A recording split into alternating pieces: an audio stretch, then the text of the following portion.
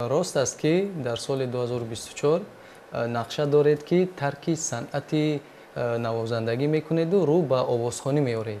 این تا کجا راست است؟ تشکر. بسیار سوال تعجب آور. فکر میکنم که سوال بسیار هم سوال شوخی دارد. سوال نوی است. لیکن خیلی که میگویند وقتی که انسان صنعت رو دوست می‌دارد، تمامی از هنرهای رقص، سرندگی برخوردار است. میخواد اونها رو دوست می‌دارد، احترام دارد.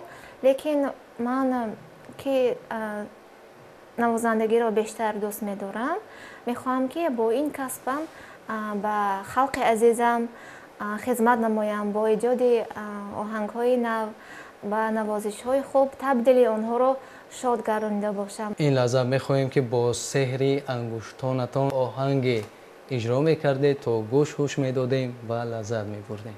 تشکر زیاد. من این لحظه میخواستم یک آهنگ ایرانی که با صدای اسکریپکا از جانب هنرمند معروف شناخته بیژن اجرا شده است، آن را به بینندگان پیشکش کرده باشم. مرحمت بفرمایید. تشکر.